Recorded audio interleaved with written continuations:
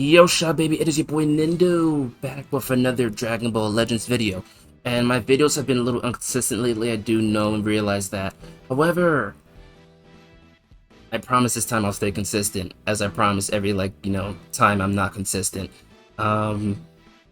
News, Dokkan stuff, etc. will be consistent with all that. So just give me some time and from this point on, we'll be consistent. Anyway, we have a massive Legends update, and this is really beautiful. So Legends are actually showing up some really good improvement here, and this is probably one of the best updates to date. Now, we do have the new feature called Leader Skill Slots, which is going to be really good.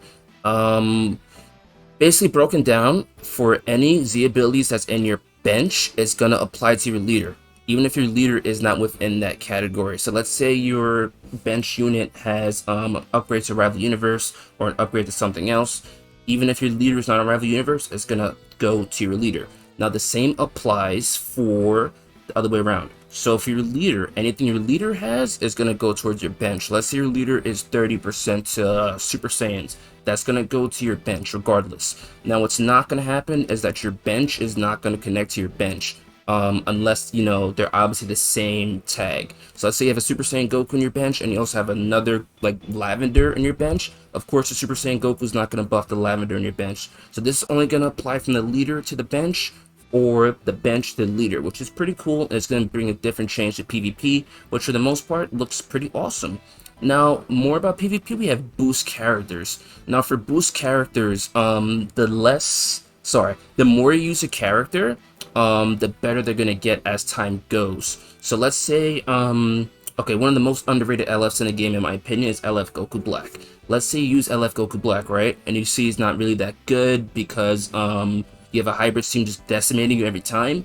If you stick to that LF Goku Black and you use him and you use him and you use him and you use him and you keep using him, they're not exactly explaining how better they're gonna get, but it's gonna get better to a point where you see a change, where you're gonna see like a change, like if you were limit breaking it, for example. So if you stick to a team like this game is pretty much based around, do good in PvP, you're gonna get better as time goes. Your team is gonna be more successful. I'm not sure what areas yet, but they're gonna be more successful, so keep that in mind.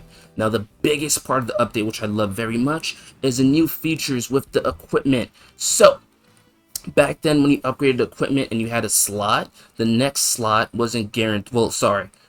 Okay, the middle slot or the last slot, if you re-upgraded the slot, it wasn't guaranteed to increase. Now it's basically guaranteed to increase. So let's say I have 7% on Strike Arts. Back then, I could re-roll it and go to 6%. Now, no matter what I do, it's going to go up from 7%.